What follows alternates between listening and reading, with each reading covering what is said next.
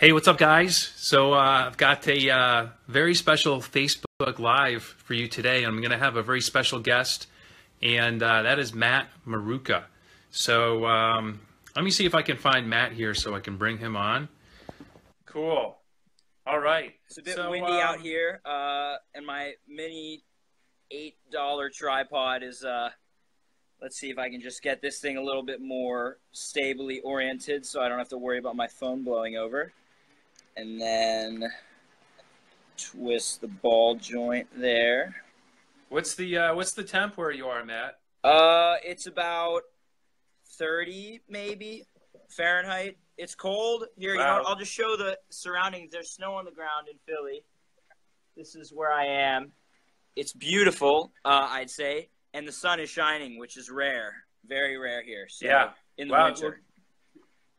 Yeah, probably like you, Ithaca. I mean, I'm indoors. It was snowing out, but it's been kind of in the 20s. I'm not as tough as Matt, so I'm like in the comfort of my office right now. But let me just kind of introduce Matt real quick. I met Matt about 9 months ago when I went to Vermont to see Dr. Jack Kruse talk. And Matt was like another member, and I got to know him a little bit, and we got to chat.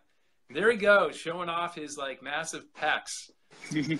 Nice, but you know, I got to know Matt's story a little bit, and I've got to know him a little bit better over the following months.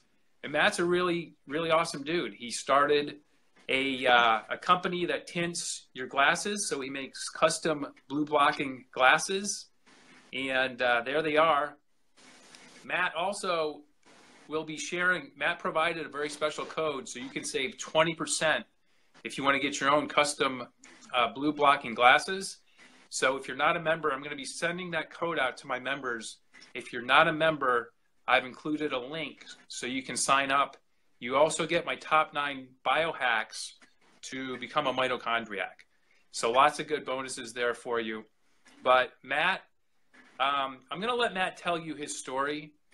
But he's been traveling for the past several months all over Europe. He's met some of my teachers that I've learned from in books and different things. But Matt's story is kind of similar to mine, but it happened to him in his teens, and mine happened to me in my 30s.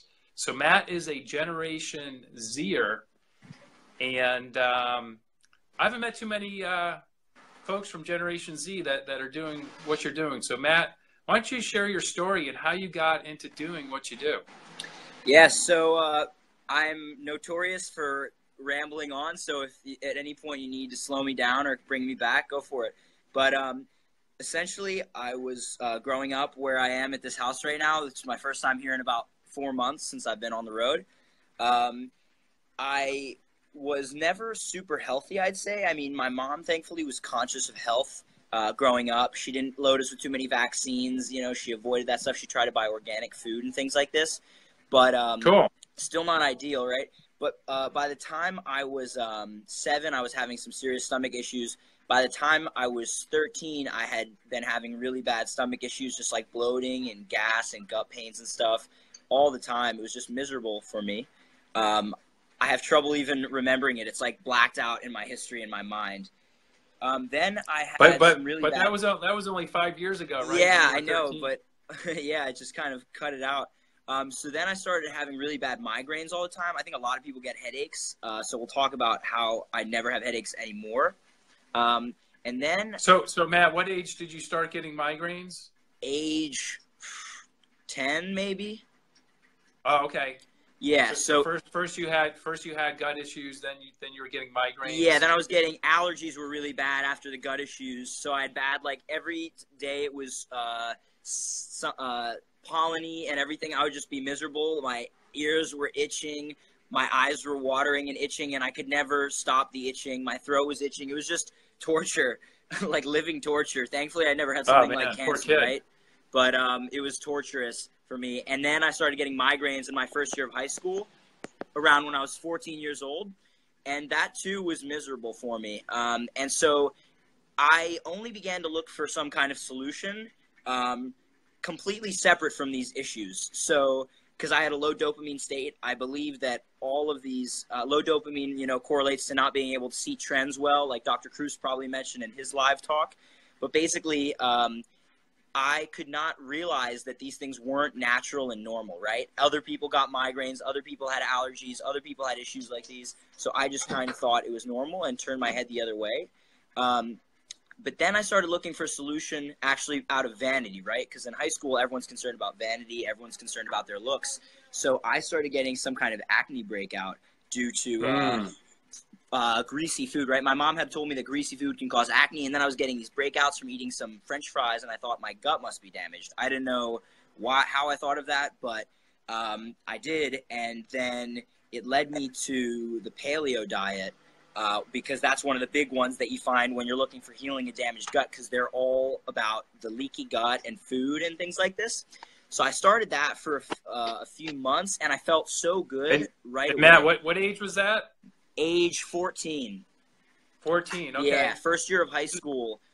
In the winter. So that's pretty impressive. I mean, how many other kids your age were out there kind of Googling for, can I eat different food to fix my health? Probably not many. Yeah, not many at all.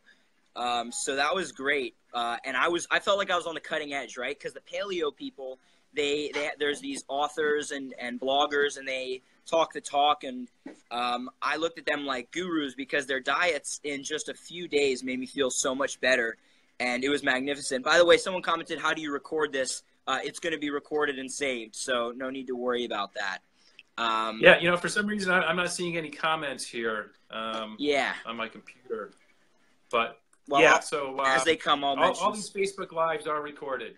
Yeah, okay. So that's the answer, Jason.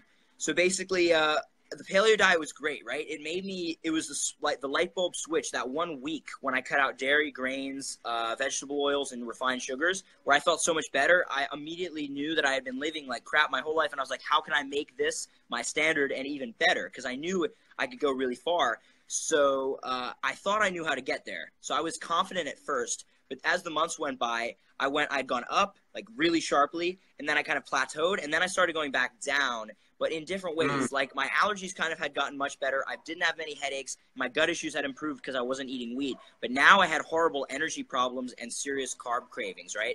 And I didn't know this at the time, but the reason why is because, or at least as far as I know now, the reason why is because I tried to go on these ketotic, high-fat, low-carb diets and burn fat as my main source of fuel, like the paleo guys recommend, but I couldn't do that because my mitochondria were damaged. The engine of my car was not primed to accept this premium gas. It was so bad it had to run on regular, as if that's even possible with cars. But that was the case. That's a great analogy, Matt. I love that, by the way. Yeah. Yeah, well, I trashed myself in a way, and Dr. Jack, who was on the show last time, mentioned how going in these states can actually cause a huge issue for ourselves if we do this. We can essentially create autoimmune issues for ourselves if we do these ketotic diets and these paleo diets when we're not in a functional state mitochondrially. And I think I actually gave myself certain food allergies that I didn't have before to certain of these autoimmune protocol foods of the paleo diet that I was actually avoiding to try to get better. How ironic is that, right? Like, so coffee, chocolate, and alcohol, not that I drank much alcohol before I was 14, but at least coffee and chocolate never caused me an issue. But now those do. I think it might have something to do with that. Anyway, though, I ended up with an eating disorder, so things got really bad for me. Hi, Shiran Ben Shabbat from Israel. Hi, back from the USA. We're glad you guys can see this, that the time works out for you. So basically, I ended up with a severe eating disorder, right, which at age 15 now, that summer after that first year, I was so convinced that these diets would solve my issues, right? This is the Achilles heel of the paleo diets and these food-centered paradigms. And this is why Jack Kruse's work worked for me so well, because he talks about how food isn't the main focus. I was trying to do a ketotic diet when I couldn't. I was essentially starving myself because my body needed sugar, right? So then after a week of this ketotic diet, I'd go to my friends' houses and they'd have chips and soda and candy and stuff, and I would just have one little thing. And according to these diets, if you have one little morsel of something that's bad, you're trashing yourself. You ruin everything, right? So I basically did that, and then I would just go off the rails and eat everything, right? And I would do that for a weekend, and then I would get back on track, and it was miserable. And so that happened. There was points when I would eat like 4 pints of ice cream in a single day. No exaggeration. It was absolutely a mess. I was really screwed up, but I mean, I didn't talk about it. It just, to me, it was just like, I have no self-control. I'm totally messed up. But yeah, it was definitely some kind of binge eating disorder, triggered by this kind of starving myself with these obsessive paleo dieting, thinking that what these guys were saying was true, even though the science wasn't supporting it. And then there's a comment, cell phones, Wi-Fi, and smart radiation will make you sick no matter what you eat, which is, I didn't know that yet. So we'll get to that. So basically, come the next year, I knew that my environment was trash, right? Like, my instinct spoke to me and said, I hate this school and I hate where I'm living. So I signed up for foreign exchange programs, and I got so lucky. I got in on an exchange to go to Eastern Europe, Bosnia and Herzegovina. And sweet. Yeah, it was great. So that's a much less developed European country. So I lived in a city in the end of 200,000 people for a year, which is my 3rd year of high school then. And at that point, I had learned about this quantum perspective from Dr. Kruse about how mitochondria are important for health. In other words, if the engine of the car, our body, is damaged, no matter how good the gas is, the car will not work well, right? Imagine trying to put premium gas into a car with a terrible busted up engine. It won't make the car any better. It might help a tiny bit, but it isn't going to fix the engine, right? I had to change the environment to fix the engine, and that's where the comment of cell phones, Wi-Fi, and radiation come in. But that's also missing blue light, which is an even bigger risk because it's more prominent and has more of an immediate direct effect. But they're all huge. Hey, Matt, you froze.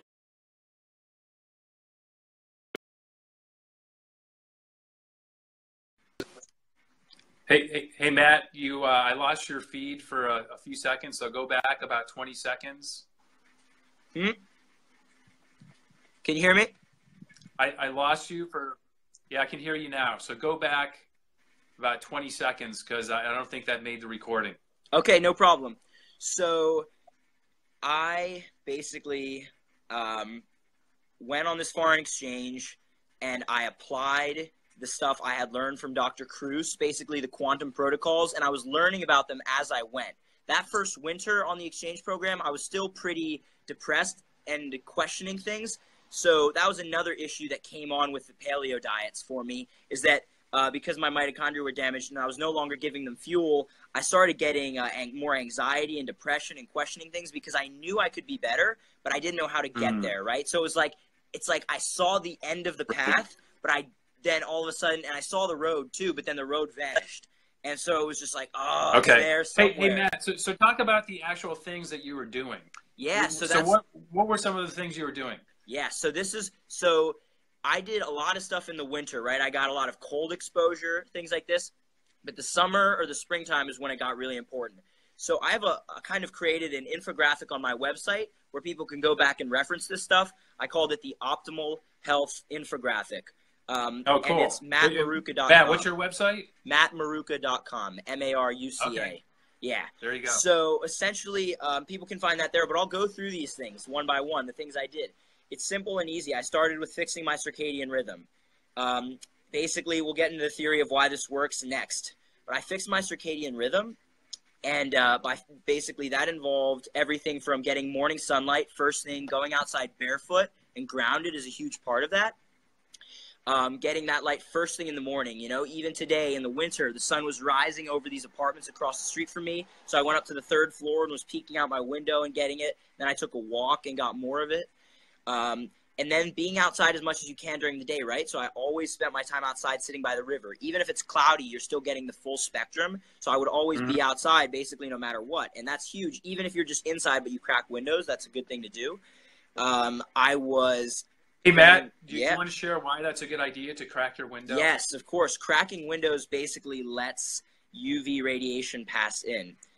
Someone asked a question, how do you think about one meal a day? And we'll get to that eating stuff in a bit. So no worries. You can just stay on for that.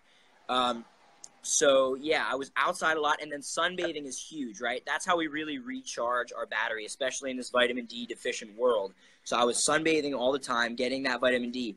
And then a huge thing for me, really the thing that healed me, I believe, was the alternating between sunbathing and cold exposure. From my experience, just like going to the beach, that's the most effective hack by far to recharge the battery. Now, I don't know how it'll work for everyone, but for me, it was tremendous because you get a lot of sun and then you cool your skin and surfaces, and you can literally just reabsorb more, at least from what I found, without getting burnt, without getting overheated or anything. And so to me, that was magnificent. It's combining the benefits of the cold and the light. So we're still talking about fixing the circadian rhythm. I was doing this, right? Simple things like when it's all about light during the day and dark at night. So when the evening would come around, I had these blue blocking glasses, which I now run a company for, and I would slap these babies on. You never wear them during the day, but I would slap them on at night. And then all of a sudden my eyes are protected from all the light frequencies that disrupt that circadian rhythm or body clock. And those are the blue frequencies. That's why these glasses are called blue blockers, right? So I did that. And then, I tried to use minimal lighting overall. And that was a huge first step. The next thing I mentioned, sunbathing. That's a huge way to recharge. Cold, ice baths, alternating cold and sun. That was huge. Just going around sitting outside on your porch when it's 30 degrees with no shirt on. Yeah. Well, you know what? In the sun, it feels like 60 probably. Honestly, it's great. But, the air temperature probably is about 30 or freezing because there's still a lot of snow.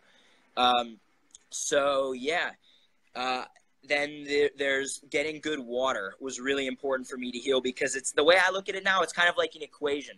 This is just a simple way to put it. It's very simplified, but you have health basically equals the charge that we put in plus the charge that we capture and maintain minus what we discharge, right? This is my critical equation. So again, health is the charge that we get in plus the charge that we actually maintain and are able to utilize minus the amount of charge that we discharge. So I'll explain these things more. The charge that we put in basically for that just means giving energy to a living organism. That's basically getting sunlight, going outside barefoot and getting grounded, using things like the sauna, things like this, connecting with the circadian or the Schumann resonance of the earth. Those things basically charge us. They add energy to a living system, right? Eating good food falls into this, but the best thing is if the food is seasonal, because seasonal diets basically are coherent with what our mitochondria is signaling at these times of year. So, that's huge. So that's charge in, right? And then the charge we actually capture and maintain depends primarily on water and seafood, in terms of just focusing on the water battery. And again, this is giving people up front the actions, but I have found that it's more important to provide theory. So we're going to get to the theory next. But the charge we keep is the DHA, or the seafood, that's fatty acid, that basically helps us keep and utilize this charge. And then good quality water is obviously something that's going to allow us to hold more energy, because the water battery is what stores energy in us living organisms. And again, we'll talk about this science and everything. It'll make more sense, because that's Hey Matt, did you have access to quality water in Europe? Good quality water. Yes. So actually Bosnia is a country, its primary natural resource is water. It has so much good quality mountain drinking water that I was getting the best water for so cheap. I could have probably drinking the river water where I was, but we're downstream from a dam and stuff, so it wouldn't have been good. You inspired me to go outside, Matt. Oh, so, yeah, great. Yeah, fantastic. About 20 years ago, I definitely could have drinking that water. But so I have some spring delivery water here. I get a spring delivery service at my home where I am here, or my family does. I'm just visiting for about 5 days between a trip of Europe and a trip of South America.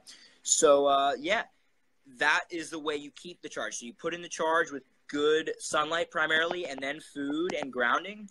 We utilize and maintain the charge with good quality water and seafood. And then the things that discharge, because remember, the equation is minus the things that take away from our health. So the number one thing to take away from health is blue light at night, because it basically lowers melatonin levels, which prevents full repair of our mitochondrial function. Those mitochondrial DNAs in our hundreds of mitochondria in every single one of our 40 trillion cells, which make energy. And again, for me, the science and the theory is way more interesting than all the applicable stuff. So we're gonna talk about why that's important next. But most important is that. Hey, Matt. I've got so many questions for you. Let's not get too deep into the theory on this call. Okay. But just kind of stick with the stuff that you were doing and how you went from having migraines and your allergies, and you shared a lot of that. Yeah. Is there anything else to the story that you haven't shared of how you were able to really kind of turn around, your allergies, your migraines, binging on Ben and Jerry's late into the night? Yeah. Honestly, everything I've said and nothing different, really. I mean, could you repeat the last part of the question just so I can make sure I got it? I was kind of making a joke, but I was saying like binging on Ben and Jerry's late into the night. Oh, yeah. To prevent that, you mean, right? Yeah, exactly. Yeah, well, really, it's getting morning sunlight first thing in the morning, and then charging up with more sunlight throughout the day, and then avoiding blue light at night. Really, that's it. And if we're really religiously avoiding the blue light at night and getting really good quality sleep, I found that I have fewer carb cravings. Whereas if I'm getting lower quality sleep, I'm having more and more carb cravings and things like this, which indicates to me my mitochondria aren't working as well as they could be. Because when the mitochondria work better, we burn Matt, fat right better. there. So getting better sleep reduces your cravings for carbs. Yes. Awesome. Because the mitochondria work better. So these glasses, I've been looking for better ways to market these glasses. These glasses reduce carb cravings and make it easier to stay on a healthy diet. Blue blocking glasses, RaOptics, and this is my custom Ray-Ban frame tinted. We can do that for people. We can do it with anything. Yeah. Some of the glasses that we've tinted are some really nice glasses that have come through. Like it's pretty fantastic, the stuff people send us. They look great. I've got to start taking more pictures to share, which I'll definitely be doing, or having my coworkers do it. Yeah. I get compliments on mine all the time. It's a little windy out here, so I don't want to mess up the audio. Yeah, no problem. My hand's kind of freezing. But I get compliments on mine. Now my glasses are fogged up.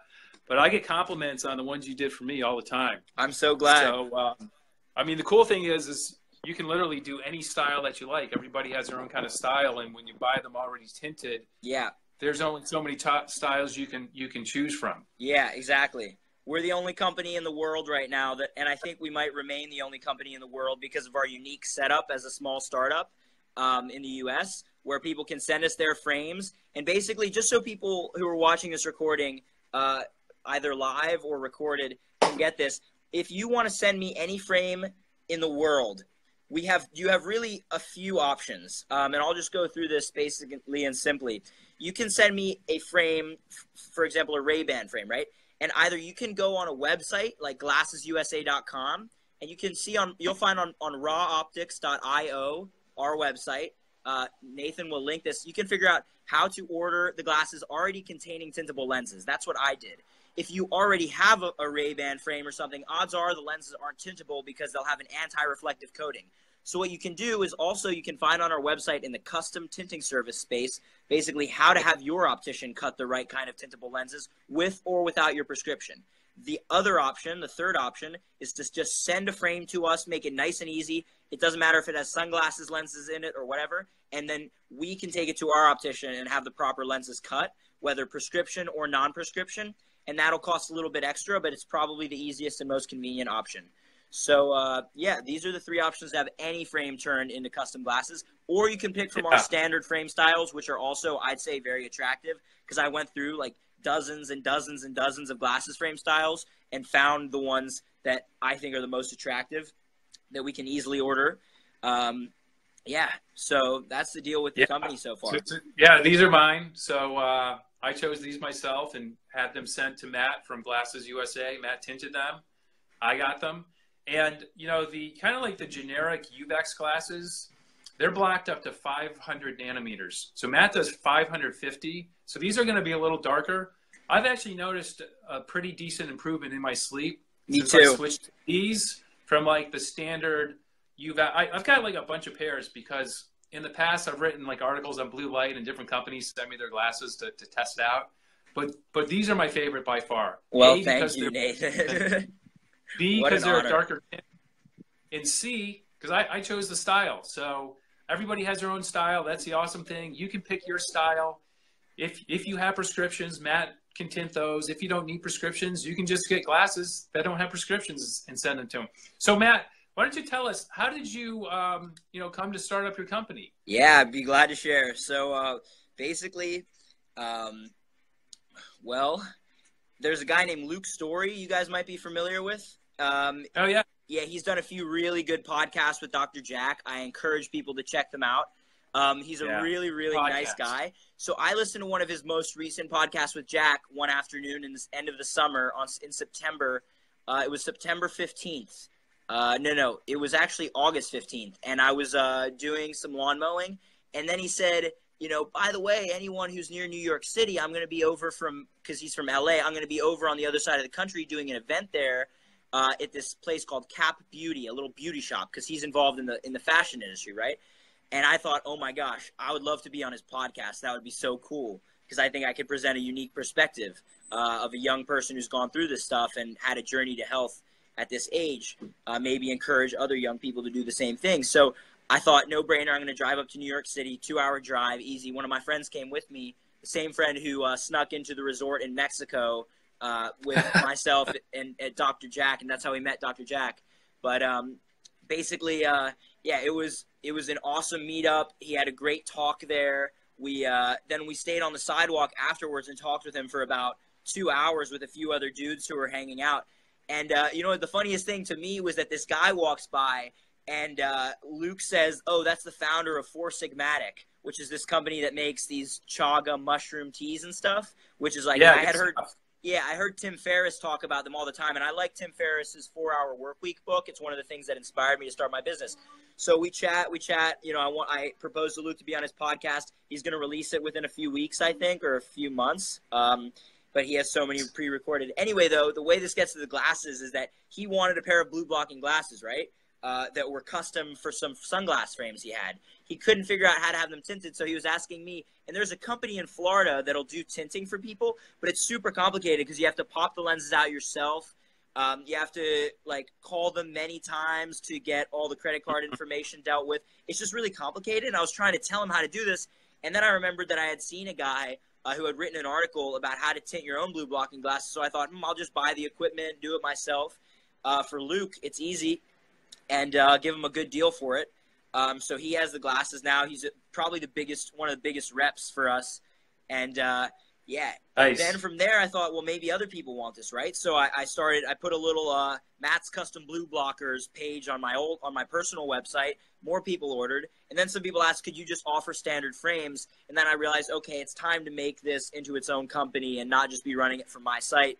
I was thinking about names, and I really like the word Ra, because it's the Egyptian sun god, and it's super powerful. R-A, Ra. Most people can't spell it when they hear it, so if I say RaOptics, people think I'm saying raw, like distinct sound raw versus raw. It's, you know, raw food versus Ra, the sun god. And so it's RaOptics. And so I love the name. I went for it while I was traveling in Europe. I kept telling people all the time, you know, my website will be ready soon. And it was about a month. Every day I was saying, oh, my website will be ready soon. But finally I was in Croatia on a beautiful beach. It was like the most beautiful place I've ever been. And I just sat on a beach 6 days in a row, 12 hours a day, and just cranked out the website, got everything going. And since then I've been doing lots of editing. Like I travel, but I actually spend probably a good chunk of my time, a few hours a day working, right? So I was able to expand the business. We're just, getting bigger and bigger. Still actually operating out of a garage as a small startup, but you know, we have really, really reliable and responsible people working with me. We have a lot of good things coming for the future. So yeah. Hey, that's awesome. Great story. So the birth of a business. Yeah, it's amazing. I'm still impressed that it happened so fast.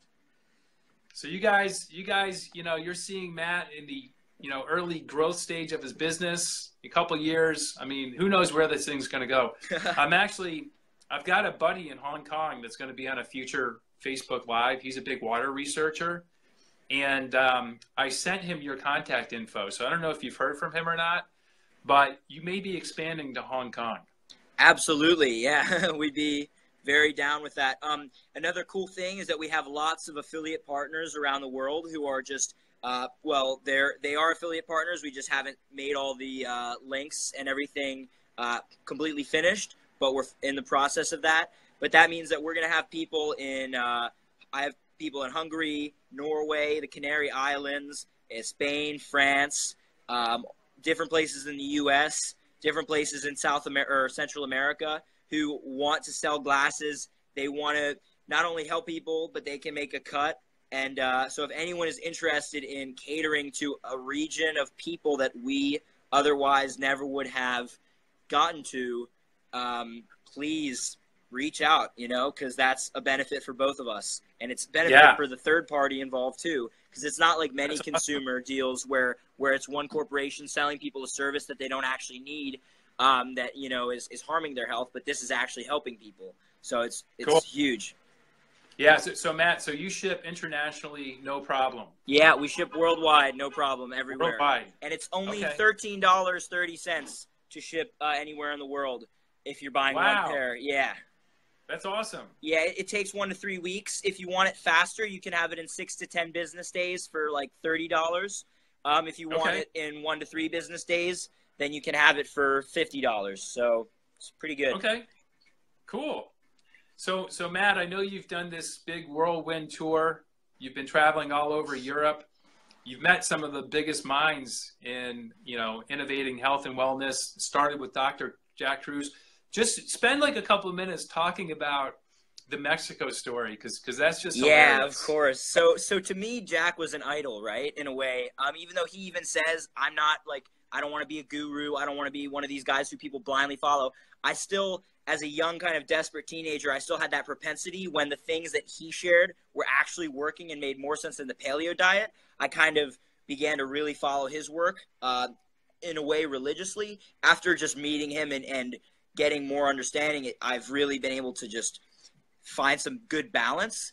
But it was really amazing to meet him because I didn't think I was going to go, right? I was a member of his site. I got an email about this event. I thought, oh, Mexico, that's crazy. I couldn't go there. The resort is like $500 a night or something, or 300 something to $500 a night. So it's too expensive for me. And so I kind of wrote it off. And then I was always trying to network. So I messaged some dude in Lithuania who's a quantum guy out of many people I messaged. And I said, you know, I was looking for advice, right? And he said, I heard about that event. Why don't you go to that? And I said, maybe I should reconsider it. And then I told my friend Brian about it, who was like one of my best friends. And he said he had was he the other guy in Vermont with you? Yes. Yeah. Okay. So he had been also starting the Kruse protocols while I was abroad in Bosnia, because he was, I think, a vegetarian, and he was having, I guess he saw that it was working well for me. He was interested. It made sense to him. And so he did it. And so he was interested in meeting the group too, right? So he's super cool and smart. He started digging deep and found that the resort goes up to a public beach. And he and I both knew that this group's not going to be in the chlorinated pools. They're going to be on the public beach, right? So we're going to go and meet them no matter what. And then he said, you know, there's hostels and it's only $20 a night. Round trip tickets are like $350. So that was fantastic, right? A whole trip for under $500. And here's where it gets better. It wasn't like a $500 trip for $500. It probably ended up being like a multi-$1,000 trip for $500, because we met up with Jack and he took us out for wine, some wine, you know, some food, and he just kind of spoiled us. He's just super generous, right? And he told us, you know, Brian was really conversational with him, just talking a lot. I was super kind of intimidated or just shocked, because to me, I had been following the work for 2 years, and he was like, you know, the one I always thought the one person I'd want to meet the most isn't LeBron James or something like that. It's Dr. Jack. So it was cool to have that dream fulfilled so quickly. And then, he told us just the advice he'd give to 2 young 18-year-olds. You know, the thing that shocked me is he said to be selfish to me. Because I was asking him, oh, what do I do? Everyone's being taken advantage of. I was really worried when I first learned about this information. I was really, really worried about everyone who I felt like was being taken advantage of, right? Because I read Andrew Marino's book, who's someone you should try to get on. That would be super cool. But I read his book about EMFs and power lines and stuff, and he basically painted a grim picture of the system as it is, and it is grim. I mean, we look at the cell phones, the smart meters. There's a smart meter like 4 feet away from me. I mean, to be in the sun, I'll stick here for a little bit, but it's really not good that all these things are allowed and legal. And so I was super kind of pessimistic when I came home from this foreign exchange program. And that was about 5 months leading up to the Mexico event, which was in New Year's of 2017. And Jack said, you know, how are you going to share this stuff that basically he said, how are you going to help other people to be happy with this stuff if you haven't even made it work for yourself? That's essentially what he said. You know, he says all the time, you're not good for other people if you're not good enough for yourself. Like, how can you be good for someone else if you're not good enough for yourself, right? So I decided after the Mexico event in the last, what's now a full 12 months, and I'm headed there on Tuesday at 8 a.m. again. Oh, no. To Cancun. But I basically focused on improving myself, right? And so from that, I started doing a lot of yoga. So these are some other things that help with my transformation I should add is I started doing some things like yoga, getting interested in Buddhism a little bit, just the concepts of not worrying, seeing things with perspective. I went on a yoga retreat in Ecuador this summer and learned that the light from the stars, like the sun's light takes 8 minutes to reach us from its creation in the sun. And its creation in the sun takes billions of years or millions of years for that light to be created, right? But then the light from the next star closest takes something like 10 years to reach us. And then the next, most of the stars we see, probably the light being created now, by the time it reaches Earth, I'll be an old wrinkly man, right? And so I started thinking, wow, like, what do I want to be doing in the time between when that light's being created now and when it reaches us? And really all I think is, you know, I want to not be worrying, right? So these are the perspectives that these just thoughts, like thoughts can really change our lives. And so that was a huge move. Someone said, how do you score good fish year round? Fish is one of the foods that is present in wintry climates, often more so than sunny summer climates. So you should just be able to go to a big fish market near you, or some people like Jack Kruse talked about how he had a big fish market in in Mississippi shipped to him while he was in Tennessee. There's a lot of stuff you can do, but I go to a fish market in Philadelphia and I buy fish at half the price of Whole Foods because Whole Foods buys from this company, and I buy a bunch of pounds of fish. One in the Italian part of town, in like southern Philly? No, it's all the way in South Philly near the sports complexes. It's called Samuels and Sons. Oh. And you've probably seen the Samuels and Sons trucks driving around. It's almost guaranteed you have at some point, even if you didn't notice it, because they're everywhere. They're the biggest fish market in the Yeah, I was born in Philly, so next time I go there, I'll have to check that one out. Yeah, it's great. I buy 100 oysters for $60 and just eat them all in 3 days. It's my super recharge. Yeah, 100 oysters in 3 days. Hi, Karen. How's it going? Karen Spires just joined. Karen is one of our RaOptics greatest patrons, by the way. She's really supporting us. It's awesome. And your glasses are in production and coming your way. So, yeah, I may even be working on some of them this afternoon. So, good news, Karen. So, basically, yeah, that's the answer for seafood. But going back to the yoga and other stuff that helped me transform, things like this really helped. Another thing that was huge was this book Jack talks about a lot is the Monk Who Sold His Ferrari. It basically just drives home the message that, at least the thing I took away from it the most, is that there's no point in life where it's worth really worrying or stressing much. In other words, like, everything is a learning experience.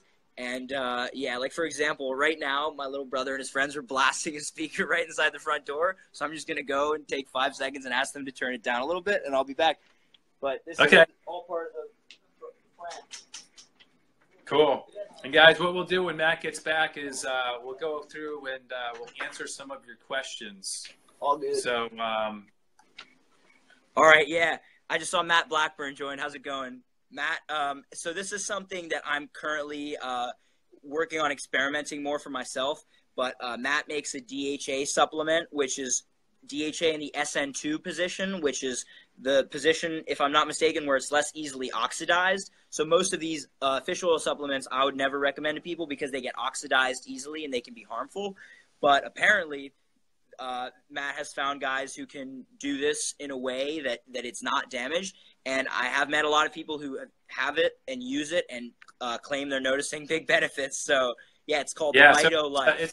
It's a vegan DHA for, if any vegans are watching or people that just refuse to eat seafood.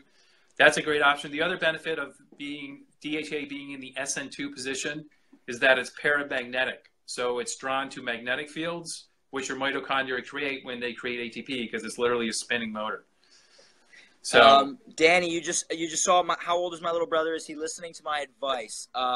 He is 16 and not really, but you know, I think it makes sense to him, and over time he will. You know, that's another thing Jack told me. The two biggest things he told me when I first met him that first night in Mexico was to be selfish, and in a good way, right? Not to be negatively selfish, but because it's the best thing I could possibly do. And I've learned more about that recently, but I believe that the highest moral thing that anyone can do is to be selfish, to make themselves as good as possible. Because if you're not good enough for yourself, who are you good for? You know, how can, if I'm not the best I can be, then I'm only contributing negatively to humanity. It's just like Karen just commented, Gandhi said the same way, you know, be the change you wish to see in the world. I think that's a huge, important message that I came to understand. So then the other thing regarding the question from Danny about being the example is, for my brother, is Jack said, for example, for my friends who I was trying to change, my friends at home, like in high school, you know, a lot of them they thought I was kind of weird or just crazy, but at first they did, right? Now they don't. Now they really, really, really respect me, and they're all really on board to some extent. And the switch happened when I stopped focusing on trying to persuade them with words and actually started living it more. So he basically said that. He said, your friends, if they don't want to listen now, if they'll remember what you're saying, and if they get sick at 35 or 40 or even younger, they'll know the issue. Like, they'll realize, and then they'll come to you, and then you can charge them $1 million. I mean, he didn't say it exactly that way, but he did kind of put it in that interesting way. Like, he has people who wouldn't listen to him years ago, and then they come to him now, and he says, well, this is what my time's worth. And you could have taken it for free 5 years ago, but you didn't want to. So I think it's really important to value ourselves. And for example, I've noticed in myself a lot of it's called imposter syndrome. I don't know if we might have talked about that, but it's basically when you feel like, you know, I'm putting information out there trying to help people from my experiences that have really worked for me, and then I feel like an imposter. I feel like I hesitate to do this because I feel like someone's going to say, oh, he doesn't know what he's talking about, or you know, who's he to be saying that? He's just 18, right? But I've realized I just have to put that aside and say, like, I know that I'm not going to be right about everything. I'll probably be wrong about a lot of things, but I think I'm directionally accurate. I'm trying not to make huge claims that I don't have evidence to support, and focus on the things I do understand, particularly mitochondria. And yeah, that's what's working for me. And back to my friends. As soon as I started, No, I was just saying that's such a great story, and it's such a great lesson. Yeah. Be the example, lead. Yeah. You're influencing your friends. You're influencing all these people. Yeah, So it's amazing. One of my friends who goes to Penn State University told me that he has his roommate totally on board, and they have all the lights orange and red. Like, when I hear that stuff, it just makes me almost want to cry a little bit. Like, one of my friends, when we split up last, and I'm actually probably going to see him tonight. But when we split up months ago, when he was going off to college, he said, like, straight in the face, he said, man, what you're doing is really important, and there's going to be a lot of people who are going to tell you shit, but, like, you need to not listen to them and do your thing and just keep going with it. And, like, I'm almost tearing up now, and I have goosebumps all over, but it was amazing to hear that, and so it's really powerful stuff. Yeah, that is awesome. Hey, Matt, let's do this. Let's go through. There's a bunch of questions. So let's go through. Let's do some questions. I'm just going to scroll back. Just curious, what time are we looking at? How long have we been on? We've been on about 45 minutes. Perfect. So Wendy Schumacher Martinez asked, you know, what are your top 3 ways you suggest to get the typical American teenager to use your protocols for health? How's it going? Thank you.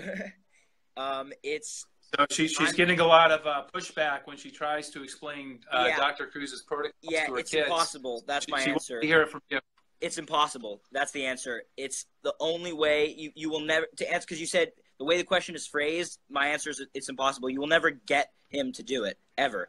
If you think of it in terms of getting them to do it, it will never happen ever. So you must radically change your approach. If you want him to do so or her to do so in the end, the best way is to lead by example. And it's very possible that they'll never change, which is hard for people to hear, but you'll never, ever get someone to do it. with the getting someone. It really has to be by example. I mean, the top 3 ways to get someone to do it: 1, lead by example; 2, lead by example; and 3, lead by example. I don't think there's any other way around it now after my experience, because I spent a year trying to get everyone to do what I wanted and what I thought I knew was best for them, and it's impossible to control someone else. I think having a lot of there's maybe one other way, is moving to a really sunny, beachy, coastal climate, and then in that way you can get them to start going to the beach and being in the sun all the day, and they'll do it naturally. What's that? Just drag their butt to the beach every day. Yeah, but I mean, because if you live in a place like that, then they'll just do it themselves, right? But if you're in somewhere like Philadelphia, unless I knew in my heart how important this stuff was, I wouldn't be laying in my backyard all summer long, jumping from the ice bath to the sunbathing and working on my computer, back to the ice bath, back to sunbathing. But that's what I did, and that's the same thing I did in Bosnia beside the river for 10 months, or at least once it was warm enough. I'd go in the river and freeze my butt off and then go in the sun. And but I would never have done that if I didn't know it. So yeah, I mean, realistically, to answer the question, 1, lead by example; 2, another way would be to move somewhere with the sunny, beachy climate. That would be very effective. 3 would be to just really maybe share with them my Instagram and YouTube. So my YouTube channel is Matt Maruca. That's because my goal is to make it more friendly and accessible. Like, there's a guy named Casey Neistat on Facebook, or on YouTube, pardon, he's like a really cool YouTuber, does all kinds of cool videos and stuff. And I want to kind of do something similar, but with health information that's going to be valuable for people in that manner. So maybe YouTube Matt Maruca, Maruca is my last name. And then my Instagram is Matty ____M. So MATTY____M. And I'll be always posting, for example, like Instagram videos and things of my travels and pictures, and hopefully that could open a teenager up, because that's how teenagers think, is in Instagram terms. So, yeah. Awesome. Great advice. Hey, just one point I want to make. Some of the hardest people to convince to change are people closest to you. Mm-hmm. So for a parent trying to change their kids, for a kid trying to change their parent, I'm on my parents all the time. And I stopped kind of like lecturing them, and I just started leading by example, basically what Matt shared, and they're slowly coming around.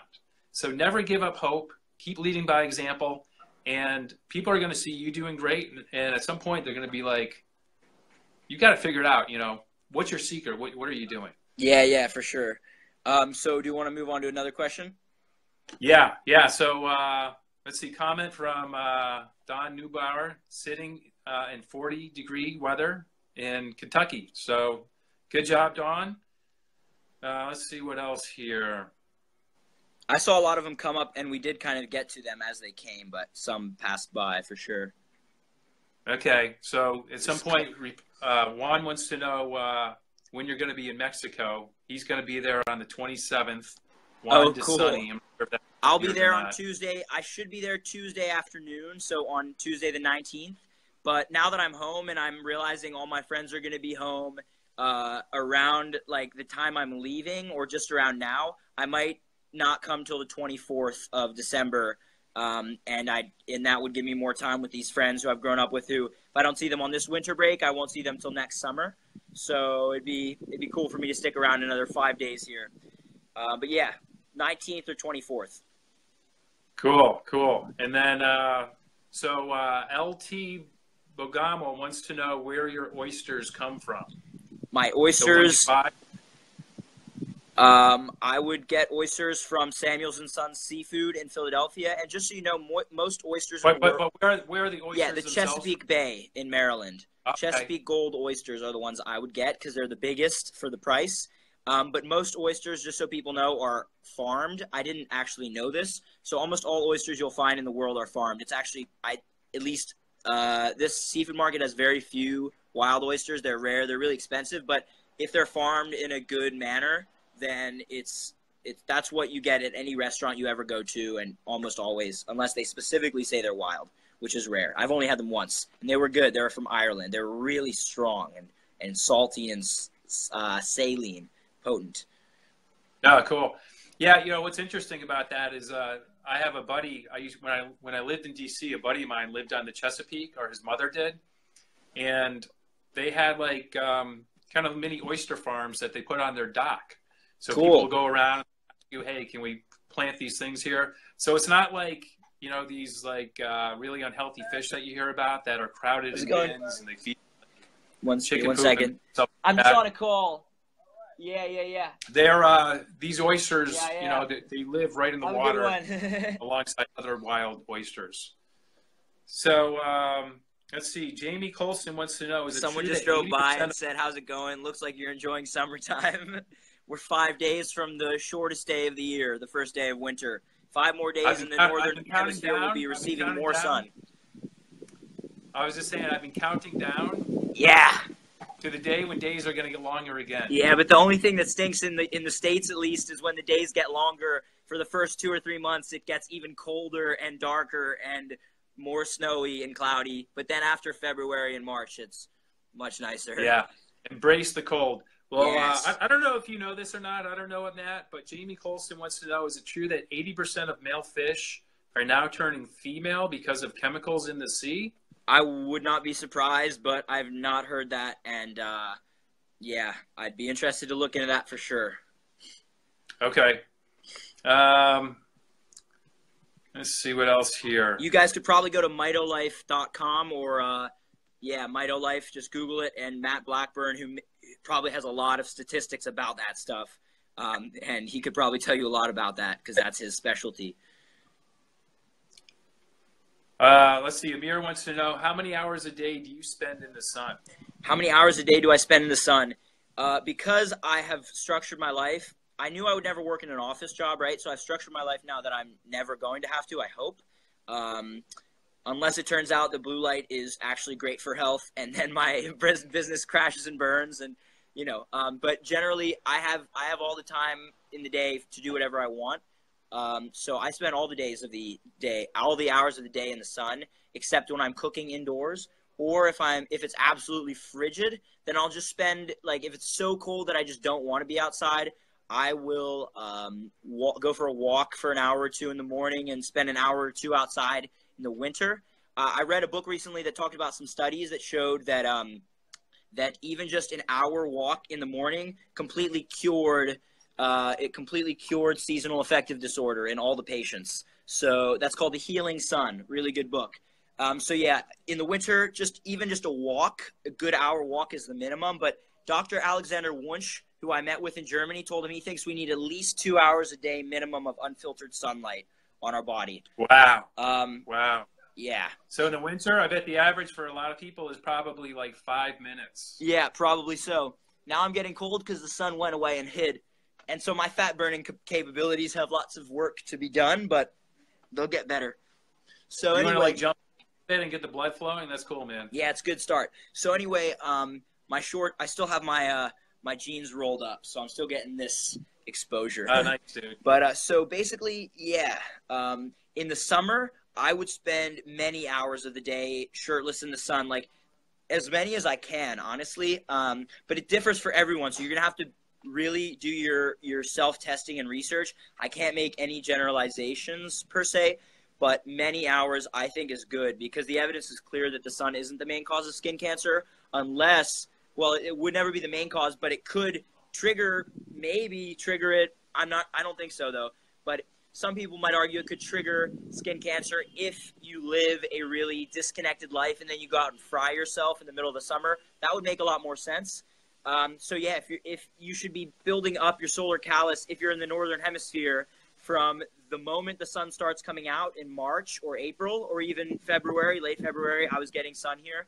And then as the time goes on, you should be prepared with a solar callus for the summer. Calluses just like the ones on your fingers from digging and rowing or anything, but on the solar callus on the skin. It's like a tan. Yeah. So yeah, that's that. Any more questions? Awesome. Yeah, let's see. We've got keep in mind there's one thing that I really would like, one story I would really like to tell. So yeah, but we can okay. We'll do a few more questions and we'll get to that story, but I want to repeat something that you said. So Alexander Wunsch, he's a doctor, but he's considers himself a photobiologist. But one of the leading light researchers in the world, he's telling us we need at least 2 hours of sunlight a day, unfiltered. Straight from the horse's mouth, face to face. He told us at his house in Heidelberg, Germany. Yeah, so I want to hear about that. But before that, let's see. What's the most cost-effective, efficient way to deuterium deplete your water? I have no idea. I have not done enough research recently on the deuterium because it's like these trends occur, right? So it's 1 week it's cysteine, the next week it's deuterium. The underlying message remains the same, but at least from what I've gathered thus far, it is best to just buy spring water or glacial water. It's not like much has changed, right? It's the same as before, but now we have the correct terminology that everyone's using. So what you can do is deuterium water, or DTO, has a higher freezing point than water. So you can get like a bowl of water in like a glass or a metal dish, put it in your freezer, let it freeze for like an hour, then pull that ice off. And the remaining water that's not frozen is going to be less, have less deuterium in it. Genius. Absolute genius. Yeah. Not my idea. I read about it, but I did it. So the other day I did it, and I did it in a kind of like a square glass Tupperware bowl that I have. And the whole thing froze. So I had kind of like a cube of ice. There was water in the middle. So I just poked a hole in it, and I poured the water out, and I did it one more time, and I drank that. And, fantastic. That's kind of like a hack that I've been doing pretty recently. And it tastes great. You know, I don't know if it's just like the whole placebo effect, but to me, it tastes better than like the starting point of the water. The other thing you can do is you can just put ice cubes in a cup. As the water melts from the ice cubes, that's also going to have less deuterium in it too. Yeah. So you can get like a Yeti cup, which is one of those stainless steel, like 2-layered cups that's insulated. And what I was doing is I was putting some ice cubes in there that I made, and I was, using some what's the water I use? Pellegrino water. And that way, as the water melts from the cubes, and Pellegrino is also pretty deuterium depleted, you're getting deuterium depleted water. Yeah, fantastic. One thing that I would definitely throw in there, because I've done a lot of coaching recently and consulting with people. A lot of people spend a lot of time asking questions about grounding mats and things like this to get grounding, which is something we talked about earlier, which should happen often in relation to sun exposure when you're outdoors. Grounding is just going barefoot and getting the free electrons from the earth, lowering inflammation and everything like this. And basically, what I try to tell people is, yes, it might have a benefit, things like focusing on deuterium, depleting your water, getting more grounding. But the thing that I also try to bring across is it might not be the best use of your energy. In other words, if you only have, let's just say you have 1 hour a day or 1 unit of energy to spend on health, right? It'd be better to spend that on figuring out how to get more sunlight if you're indoors all day than it would be to figure out how to deuterium deplete your water or to get more grounding. I mean, it's not that they won't have a benefit, but if you look at it, it's like one would have, for the same amount of time, it would have 3 times the benefit, for example. So, I would say like getting sunlight and your circadian rhythm and light all timed well, and then focusing on water is like a very close second, things like this. Just that's very not exact, but you get the idea. Yeah, awesome. So there's one more question that came that maybe I'll answer, and then we can move into I could tell about the researchers I met with. Okay. Well, the one question was, what does my diet look like? It's easy to answer right now. I try to eat seasonally, right? So I've been not living seasonally because I've been traveling and flying from in Europe. I'll just go through real quick. Anyone can replay this if you want. But I went from Amsterdam to Norway to Paris to Austria to Croatia to Bosnia to Serbia to Italy. I flew back to Norway where I have a quantum health friend and did 2 lectures there. Sold some blue blocking glasses. I went back to Germany where I met Alexander Wunsch. I went from Berlin to Heidelberg to Stuttgart to Frankfurt to Marburg. And then I flew to the Canary Islands where I met another quantum friend and slept in his van on the beach for a few days, connected to the sun. Yeah, UV5 down there, which was great compared to the rest of Europe because it's off the coast of Morocco. Then I flew to Madrid and met a friend. I missed a flight because I was out partying all night, which is not advisable, and I do that almost never. But Did you have your blue blockers on at least? I did almost all of the time. Okay, good. Yeah, sometimes it was completely black in the room in like the club, so I was like, okay, no blue blockers necessary. But besides that, it was like flashing strobe lights. Again, I wouldn't do that more than once a month at my age, and at a certain higher level, I probably won't do that ever again after I'm like 25 or 30. But I don't know. Never say never, right? Dude, you're such an old man. Yeah, of course. So then I went from the Canary Islands I was in Madrid, and I went to Mallorca. I missed another flight. I was denied boarding because so I slept in the airport because I had missed the first flight, so I didn't get there till the evening, and my next flight was the next morning. Slept in the airport, forgot to do the online check-in earlier, so 30 minutes before boarding, I tried to online check-in. Online check-in was closed, and they said because the computer closes 45 minutes prior for international flights, it was impossible to check in. Thus, I was denied boarding because I couldn't get a ticket, even though I had a seat on the plane, and I was right there at the gate. And they were like, nope, you can't get on the plane. I was like, please just let me on the plane. There'll never be a problem. Anyway, though, so that got me 5 days in Mallorca with a really cool person who lives there, who has these 3 kids, and she basically just was so connected. The lifestyle with her and her kids, it absolutely blew me away. Like, this woman had her house open to the elements, and Mallorca's in Spain. It's a sunny island in the Mediterranean, but in this time of year, the winters got really cold at night, but still the windows and the doors are open. She had a fireplace, and her kids are just beautiful. And get this, high DHA, high sunlight and everything. These kids, and they live in this mixed cultural area, but these kids are perfectly fluent in Czech, because that's the mother's language, and Spanish and Catalan and English. And they're like 8 years old, 6 years old, and it's insane. It's amazing what this stuff can do. I learned Serbian fluently while I was in Bosnia in 10 months, which is a really difficult language for East or Westerners, because it's like Russian, it's Slavic. It doesn't have different alphabet. What's that? It's a different alphabet, yeah, right? It's complete. Well, the Cyrillic alphabet's different, but the roots are completely different. And so but it worked out. And I think a huge part of it is that I was fueling my brain with this DHA and sunlight, so I could really memorize these things better. Anyway, that was my trip in Europe. I actually, after Mallorca, I flew to the UK, and I met with a guy named Nick Lane, who's the leading researcher in the world on the origins of life and on complex eukaryotic life. I visited my sister in St. Andrews, Scotland, where she goes to university, and then I flew back to Newark. And then I got really lucky. A guy who I met in London has these clients in the Hamptons, who's a really big building family in the Hamptons, which is they're really, the houses they build are unbelievable, like amazing. But their son has had some troubles, and you know, when I told the story to this guy, what kind of stuff, Matt? Like, what kind of troubles are we talking? Like, for example, from what I said, what I gathered, it was like in school, similar to me. Like, he can't focus. He'll just kind of short circuit and just kind of fall asleep. Like, literally, no matter how hard he tries, he can't stay awake. But then this is really cool. They never knew about Dr. Kruse and this mitochondria stuff until basically meeting me now. But they did know that when he's in the ocean, he can surf for 4 or 5 hours, no problem. But in school, he just gets like trashed. Like, you know, memory, just brain function, and things like this are just not working. Like, he's just lacking energy, things like this. But I met with him and we hung out, and I think we're going to have a really like successful, good relationship. I think I've convinced him to come to Mexico.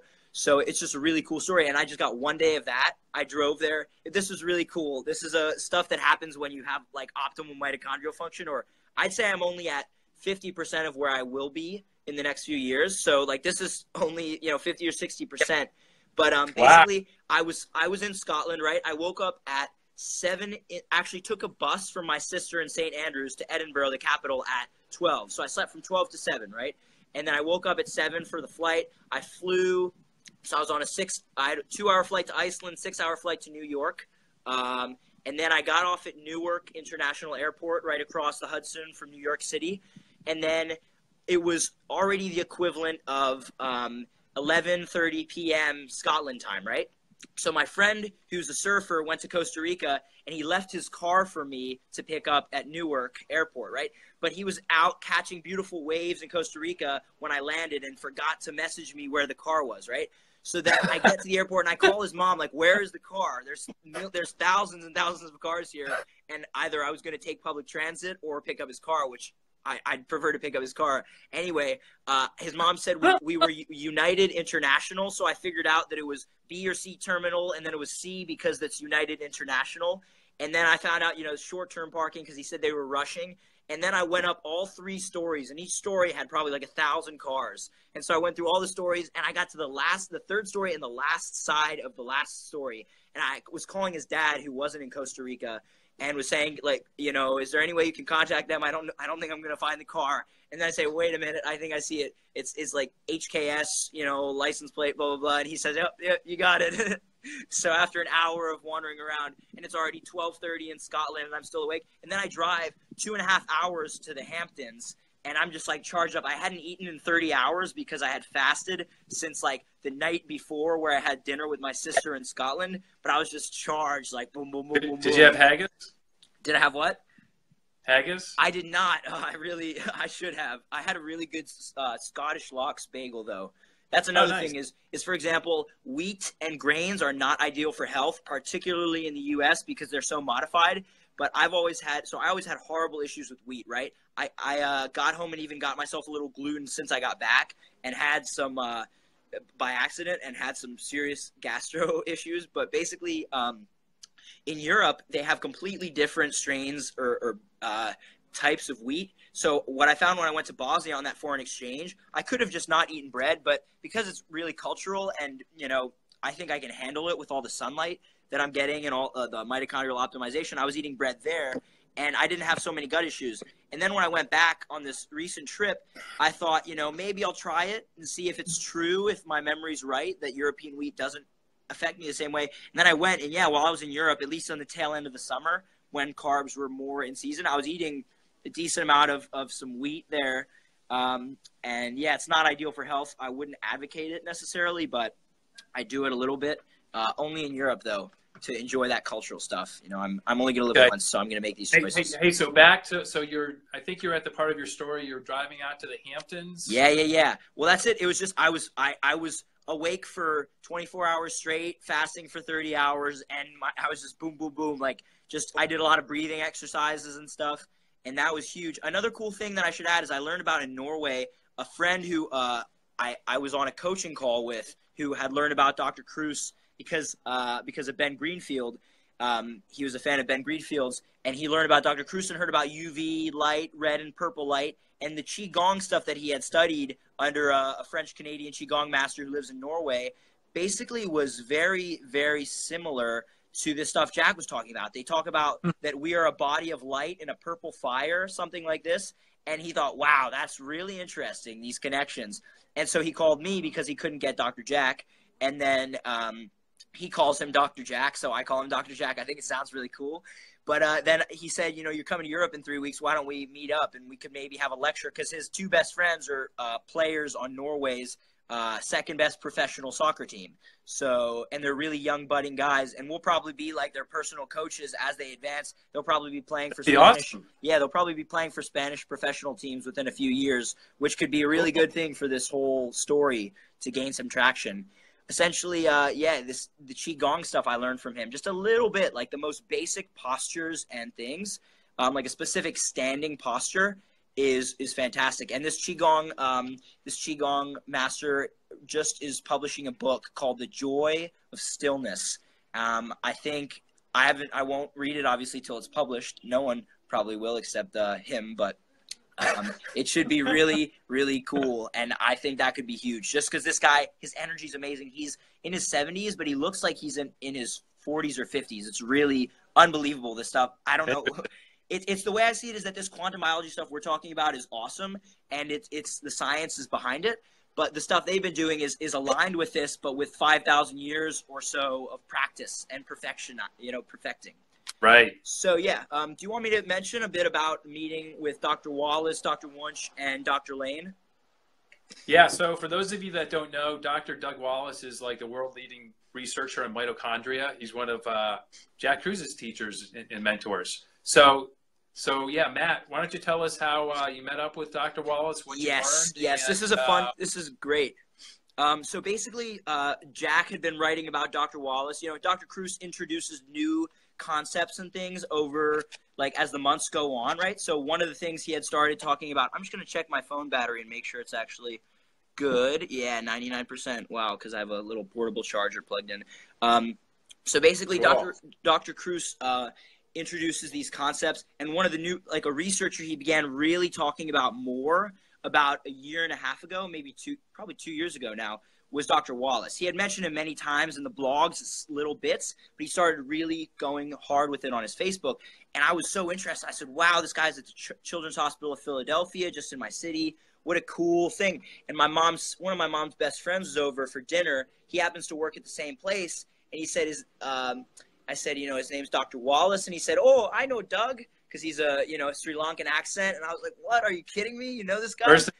Nice. Yeah, so he hooked me up with a meeting, and I met Dr. Wallace, and at that point, it was the summer before I had gone to Mexico, so I was still really worried, like, what am I going to do? How do we fix this? Blah, blah, blah. I was all over the place. I went back again this summer and met with him, and I'm probably going to be working in his lab in the coming summer for a bit. Oh, cool. That could be really cool, yeah, to get some experience, to see what the research like doing what kind of stuff? Do you know what he would have? Probably, I don't know. I'd probably be doing basic stuff like preparing solutions. I mean, who knows? It could be anything. Okay. But ideally, my main interest is just to be there, to get to know Dr. Wallace and to get to know people in his lab and to make connections and maybe implant some of these other ideas that could be really beneficial, particularly water and its importance. Yeah, do a little cross-pollination. Huh? Yeah, absolutely. It's like one of the guy who connected me with the people in the Hamptons from London. He talks about because he listened to a really cool podcast on the Joe Rogan Experience with a guy named Paul Stamets, which is about fungus and like the mycelium network. Like the largest organism on Earth is a 6,000 acre fungi somewhere. I don't remember the location, but it's crazy. It's the largest living organism on Earth. Is that like how the forest communicates, like the trees? Yeah, exactly. And so it's like I'm spreading the mycelium network just like we all are. So it's really cool. But anyway, so I went and met with Dr. Wallace, and I have a blog on my website which would be more efficient for people to read if they're really interested in the details. It's called Mitochondria #2, Meeting Biology's Galileo, because he really is, I believe, more important than Galileo, because Galileo helped us figure out things about our position in the universe, but Dr. Wallace is helping us to figure out things about ourselves, which will lead to, the basically are leading to the elimination of these diseases, because we fixed old infectious diseases, right? And now we have flipped it to a whole era of chronic diseases. And his work has basically, this guy, Dr. Doug Wallace in Philadelphia, his work has clearly shown that all of these diseases like cancer, diabetes, autoimmune disease, heart disease, Alzheimer's, neurodegeneration of all forms are due to mitochondrial DNA mutations.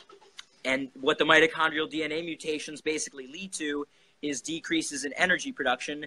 And this basically means that we don't have as much energy to carry out our functions, and therefore that's dysfunction, and therefore we have poor health. So now I'm actually getting cold and starting to shiver, so I'm going to move inside after about a good hour out here. Hey, so Matt, what's so Dr. Wallace, is he like a pretty cool dude? Did you ever like go and grab a beer with him after hanging out in the lab, or?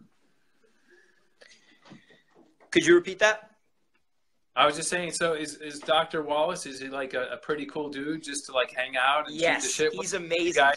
He's like a stereotypical classic, just kind of amazing researcher mind. I don't know how to describe it any better, but basically he's if you guys haven't seen his video, just go to like YouTube and Google him.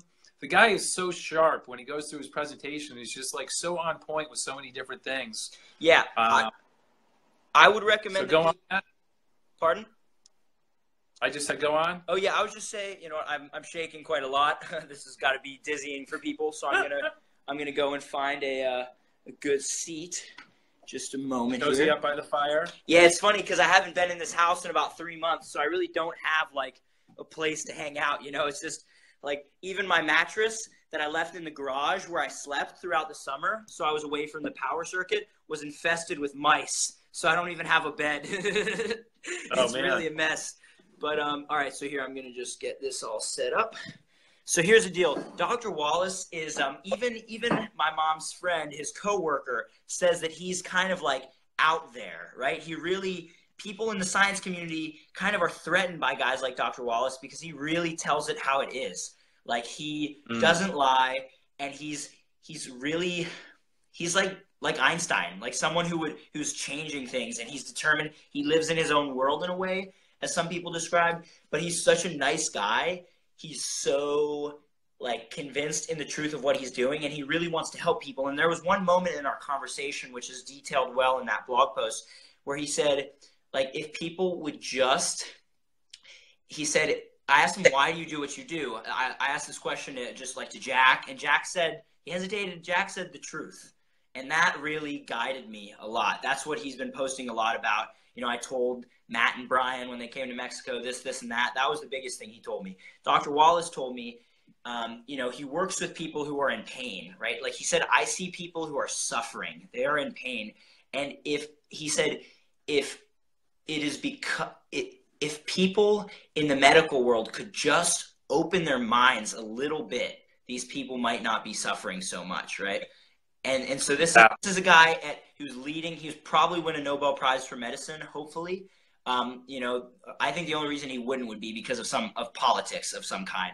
But yeah, totally. He's basically proven. And again, I mentioned the story that I wanted to tell. Do you mind if I briefly digress? Oh, I thought it was the Hampton story. But well, so are you done talking about Dr. Wallace then? Yeah, basically. I mean, this story relates to Dr. Wallace very closely. Okay, so let's do this, Matt. Let's hear your story. We'll go through, see if there's any other questions, then we'll kind of wrap things up here. For sure. But I mean, I've got so many more questions I want to ask you, but we're gonna have to wrap this thing up soon. We'll do like a follow-on so we can hear the rest of your adventures. And I'm sure by the time we get back to it, you'll have like, who knows how many more countries you'll have traveled to by then. Probably Mexico, Costa Rica, Panama, Colombia, Ecuador, Peru. That's like where we're going. So if you catch me after the next 3 months, that'll be it. But cool. So let's hear the story. Yeah, so this is the story this is my favorite thing to talk about. This is what I tell everyone, and it's simple, but I honestly think that even Dr. Jack has everything lined out like so well. If I had never learned these things from him, I wouldn't know what I know now.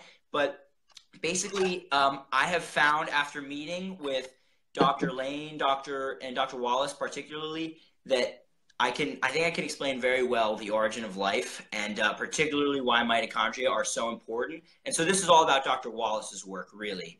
And basically, so the story goes that about 4 billion years ago, you had a bunch of, at these alkaline hydrothermal vents at the bottom of the ocean, there was a constant flow of moving hot water with a constant flow of organic molecules. And because of this constant movement of these particles, organic molecules began to interact and become concentrated in these tiny pores in these alkaline vents at significantly higher concentrations than would ever be found anywhere else. And eventually cells were created across protein gradients. And these are like primitive ghost cells, the way Dr. Nick Lane describes it. This isn't so important, but essentially bacteria began this way, and all living organisms are these single cells that exist all over the bottom of the ocean. And eventually what they do is spread out. And the way that these living things make a living, right? Like, you know, we all make a living by going to our job. Well, they make a living by basically catalyzing reactions. So you have something, for example, like, let's just say some gas and then some acceptor, some electron acceptor. So electron donor, electron acceptor. Things always want to flow down, right? So this thing wants to go to this molecule, but it can only go there if you raise it up, and then it can go down. So what life specializes in is raising up this molecule so that it can go where it wants to go, right? So life, what I've learned from Dr. Nick Lane is that life isn't some magical occurrence that isn't supposed to happen. Life is actually just an extension of the laws of physics, right? All molecules everything in the universe is just basically electrons looking for a safe place to stay. That's all of chemistry and physics too, right? So the way that life works into this system is basically we have found a niche where we can make reactions occur faster than they would have, leading to an increase in overall entropy in the system, as systems always tend to go to chaos entropy, right? So by life existing, the molecules that are in me are actually, believe it or not, they're more satisfied and more stable than they would be if they weren't in me. And so and it's just funny to see how it goes back to finding that right environment, right? Pardon? It all goes back to finding that right environment, like you were talking about in the beginning. Yeah. Yeah, so it really does. And essentially, life, Dr. Wallace, well, this will extend Dr. Wallace's conversation with me a little bit more. What he explained is that what life does is it takes energy from the environment and it basically animates the matter in the living organism and creates life, right? Specifically, we use energy to maintain a genome and all the genes, and then we express the genome. And I'm very glad this will be recorded because this is important. I don't think I've ever told this recorded. So we maintain the genes and we express the genes. And this is what Dr. Wallace told me, right? Bacteria were never able to overcome energy constraints to become any more complex than single-celled organisms, right? So basically, life is always constrained by energy. And you can learn more about this from Dr. Nick Lane's book, The Vital Question. Okay, now, so how did life go from these single-cell bacteria that there's literally guaranteed there's bacteria living probably on this camera that you can't even see because they're so small? Seriously, that's how tiny bacteria are, right? They're trillions of times smaller than our cells. So how in the world did we get so big is the question, right?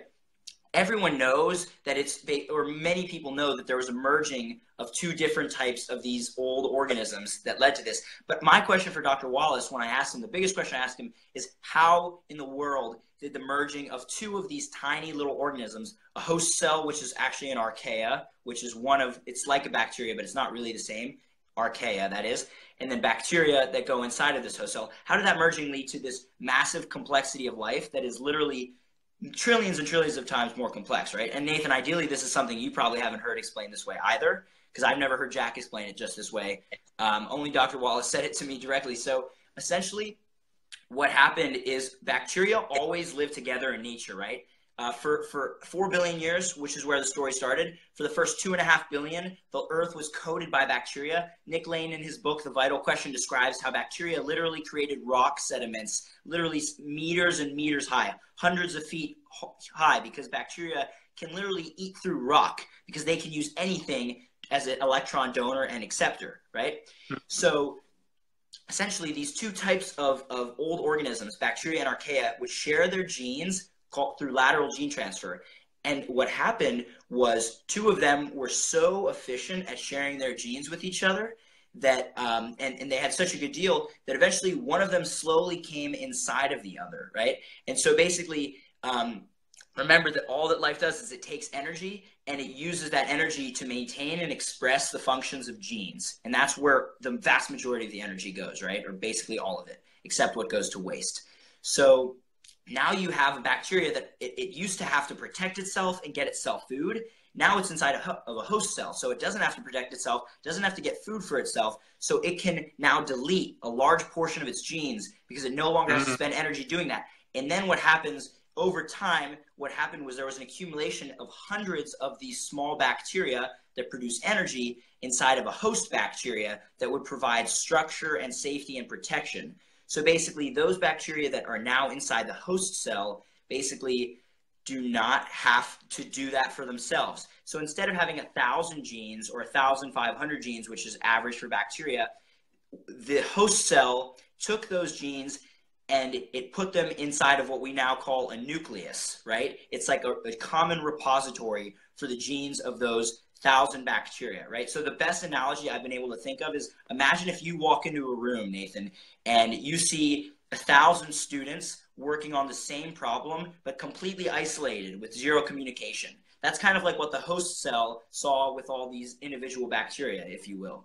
Now, imagine if you said, why don't we all work together and then the solution will be found significantly faster, right? So instead of having 1,000 bacteria with 1,000 copies of the same gene carrying out the same function, why don't you just have 2 copies of the gene for those 1,000 bacteria in the common repository, right? You save so much energy by doing that because you don't need all those copies if you just need 2 copies for sexual reproduction instead of just 1, right? Okay, so now you have a cell that is a super colony of bacteria and archaea, I like to call it. Because you have the host, and then you have hundreds of mitochondria inside of it, right? And now, this is the really cool part. How did the genome go from 1,000 to 30,000, for example? Well, now that you have all this energy saved, remember, energy is the limiting factor for the genome size because the genome ultimately correlates with the functions that the organism carries out, right? So basically, you have now so much free energy from these bacteria because basically remember, we have 1,000 bacteria, 1,000 genes, and we've deleted like 97% of those genes so that each one only has 13 genes. And each of these little energy-producing bacteria, they only have 13 genes still in us today. They're called mitochondria, right? So now we have enough energy free to have a genome of 30,000 genes. We could have more if we wanted to, but that's what life found useful. So this cell, this is 2.5 billion years into evolution. Over time, it began to change, become multicellular. So now that there's more energy, the cell can also maintain a more complex system of many cells together, right? So if I scratch off my skin cells, they are their own cells, but they don't survive by themselves. They need to be attached to the whole organism, right? Okay, so time evolves, right? These organisms can grow arms and legs and things. They can start eating other organisms to take what another organism has spent its entire life concentrating and just immediately eat it in one meal and put it into ourselves. So this is another way that we got bigger and bigger and bigger. Remember, sunlight and these other forms of energy came way before eating and food, though. Okay, so the really important thing of this story that I hope that people get is, as these organisms evolved, this became all complex, multi-celled organisms on Earth, which is everything that is a plant, everything that is an animal, everything that's a fungi, anything that's a yeast, anything like this is multi-celled organisms, okay?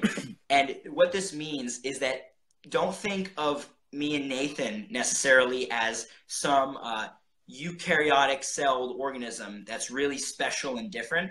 Think of us as a super colony of bacteria collaborating to create something greater, right? And what this really means is that all of our functions are based upon the energy coming from these bacteria, right? So to make that clear enough, remember the first single-celled organisms. All they did was take energy and maintain and express a genome, right? And now we do that on a massive scale to the point where we're building buildings and doing stuff. But at the deepest level, the only reason we ever became any more complex than single-celled bacteria is because of bacteria that started working together to create a more stable, survivable organism, right? Now, how does this get back to Dr. Wallace, all the disease we're facing, all of the issues that everyone's trying to deal with? The reason we're really on this podcast today, because Nathan and I both had health issues. Well, bringing it full circle, what this means is if you take, for example, a pill of cyanide, for example. Cyanide, what it does is it stops the flow of energy in all of these energy-producing bacteria inside of our cells. And what does that do? It kills us immediately. So this should be indicative to people of how important this energy flow is for a living organism. If you stop the energy flow, you're toast, right? You're toast immediately. Also, another way, and the reason it does this is because it blocks the flow of electrons across the electron transport chain, which is where this mitochondria takes food and brings it to oxygen. And that's basically what we've decided to use as a redox couple in our mitochondria, okay? Also, when you take cyanide, you basically suffocate. Even if you're breathing, you still suffocate because the electrons can't go to oxygen, right? Or you could just not breathe. You would also die equally because you no longer have the pull to pull electrons. And remember, like we said from the beginning, all life is doing is transferring electrons from one molecule to another and using the energy in between for itself. Life is the process in the middle of the transfer of electrons, basically. That's what a living organism is. If we don't have that oxygen on the one side, then you don't have life. You don't have the flow of electrons, right, to give us animation. Now, really tying it back together, we said if you cut that flow off, you're dead, right? You have one extreme, that's it. Life is dead. Then on the other extreme, you have tons of energy. You're extremely alive and healthy. So what about in the middle, right? What happens if you don't cut off the flow 100%, so you're dead? But what if it gets cut off 50%, right? That's the thing people have to understand, is that life isn't just like it's all or nothing. Life is like a continuum. So you can have, for example, mitochondrial function at 50%, and what that's going to translate into is disease, essentially. This is what Dr. Wallace told me, or what I've learned from him, is if you're not dead, but you're 25% less good or 50% less good, then this is where disease comes from, essentially because these energy producers on which our entire life is based, our entire existence, seriously. And again, if you want to test it, you can stop breathing for 5 minutes and tell me how it goes. But this is based on these energy producers. And so all of these diseases that we're seeing, cancer, autoimmune diseases, diabetes, and so on, what's happening is mitochondrial DNA mutations accumulate, and these mutations mean that these proteins in these energy producers can't tunnel and funnel energy and electrons well enough, right? So then we end up in that state where we only have 50% or 75% of our function.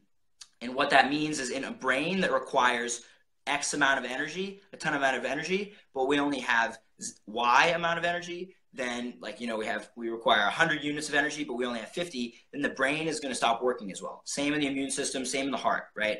So I think this is pretty clear to people by this point, but this is why it's so important to keep these energy producers going well, because life is based on energy. Life is energy and matter working together. And if we decrease energy in any way, we will suffer disease. And if we increase it in any way, we will be very sharp mentally, we'll look better, we'll function well.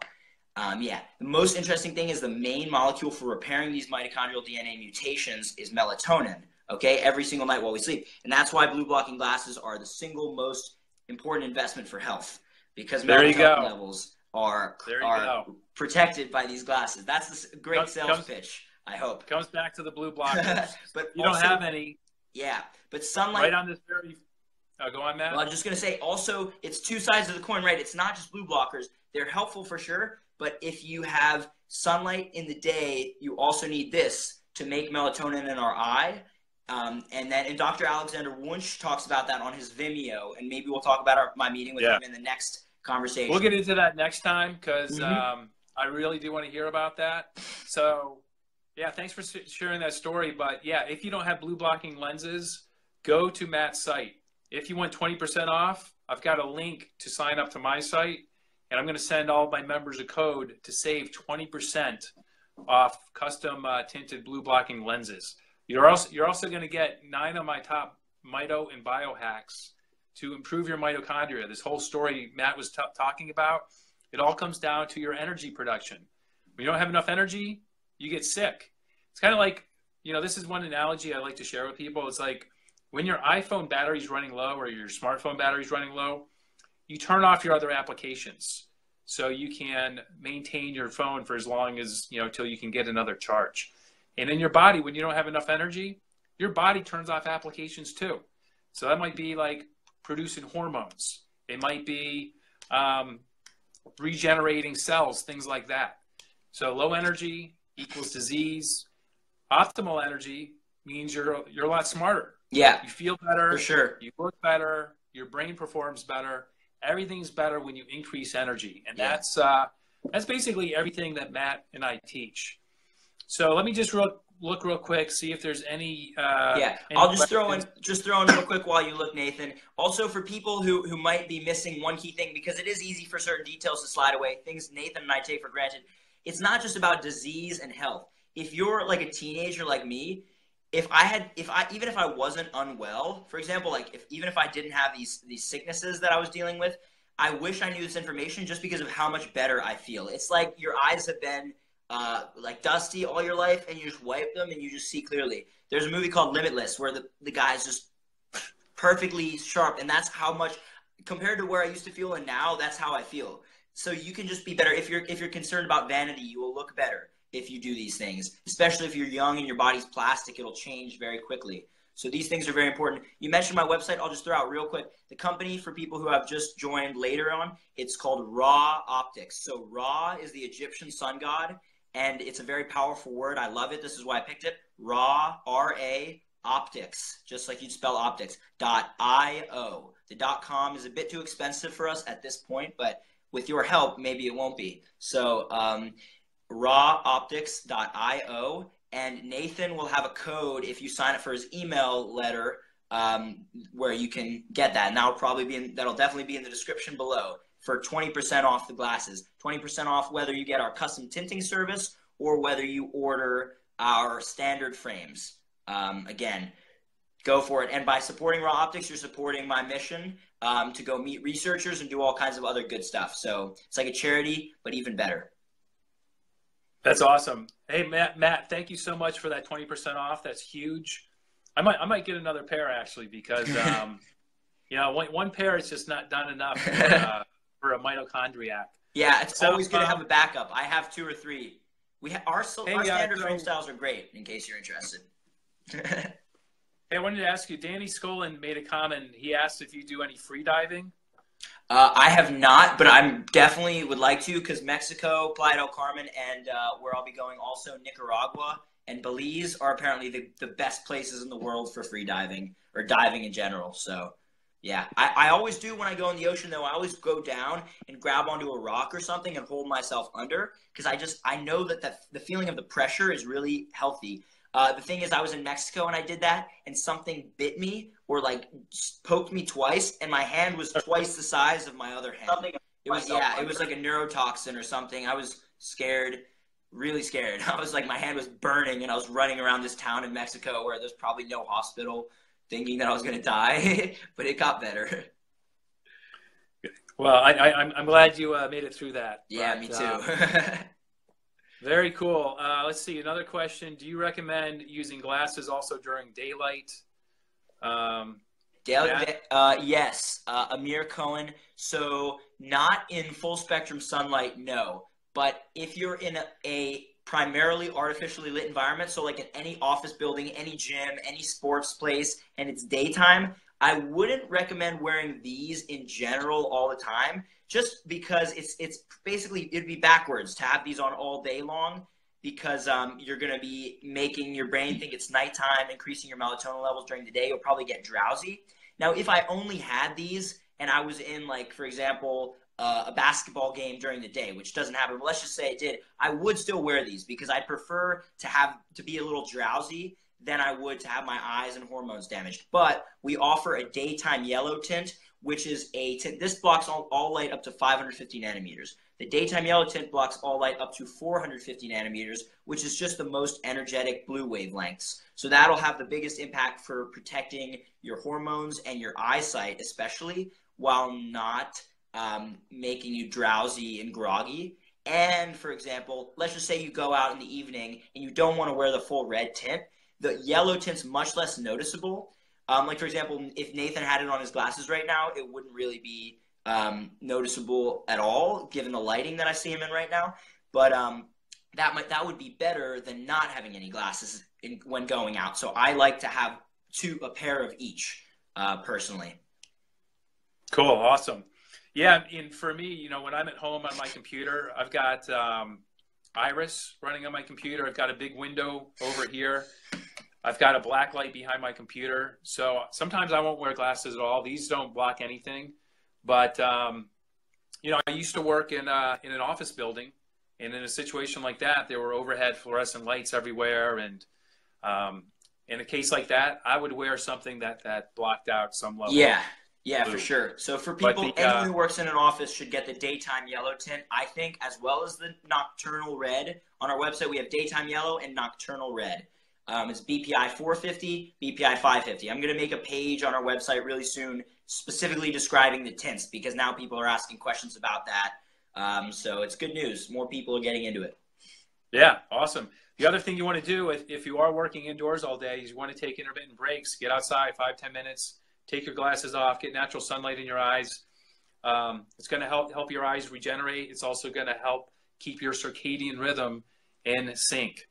So let me just see any other. I think we answered it. So Matt, I want to thank you for coming on. This was awesome. Thank you. I could seriously go on for 2 more hours, but me too. I do have some other stuff to do today. All good. But I'm going to bring you back because I want to hear about Alexander Wunsch. I want to hear more about Nick Lane because I have read his book, and he's really cool. He's like the picture perfect mad scientist, I'd say. I mean, he's not mad, but it's just he has a really good energy. He's got a great accent too. Yeah, so. It's awesome. It's really fantastic. Awesome, dude. I'll be in Mexico for the next month. So even if you want to do it within the next month, because I'm sure we could talk a whole time within the next month, and then 2 or 3 months later, after my travels in South America, we could have a whole new bunch of stuff to talk about. So whenever you think, we can talk about that. Yeah, awesome. Well, I am going to try to get Jack on when you guys are down in Mexico. Oh, so yeah. maybe you can make an appearance then. Oh, that'd be cool. think Danny Scolin's going to be down there. I am going to have Danny Scolin on a future call. Sweet. And just a little teaser, I was talking with Danny yesterday, and he taught me so much stuff about EMFs. And so I now wear my flip-flops in the house, which is very interesting. So some of these things we're talking about outside, we're telling you not to wear glasses. Inside, we're telling you to wear glasses at night. Now I'm telling you to wear your flip-flops indoors. Outside, you want to go barefoot when you can. And stay tuned for my interview with Danny Scolin to find out why you want to wear flip-flops or some kind of rubber-soled shoe in your house. Hey, Sarah. So, yeah, the way I'll say goodbye is I learned from this Qigong master the most important thing for making ourselves better is first we resonate. So we figure out how to connect with the kind of the higher powers above, whatever that means for different people, connect with ourselves. And then once we resonate the way we want, then we radiate it out. So resonate and then radiate. And then never let your light go. Never let your light diminish. That's resonate, radiate. I love it. Resonate, then radiate. So, yeah, everyone, cool. Thank you so much. Nathan, I'll let you end the call. Yeah, that's all. Thank you. Yeah. Well, hey, guys, thanks for tuning in. And thanks again to Matt. This was awesome information that he shared. And I know Matt inspires me every time I talk to him. So I hope Matt inspired you. Show this to your millennial and your Generation Z kids so they can hear it from a Generation Zer themselves, because I think the message is going to come through a lot clearer. So you guys enjoy the rest of your weekend. Oh, yeah. I'll be back. I'll see you guys later. My graduation cap, the road less traveled. Awesome. Everyone put their universities, and I put this. So the road less traveled. Oh, the road less traveled. Nice. Yeah. So anyway, that's it. With that, goodbye, everyone. Matt, see ya.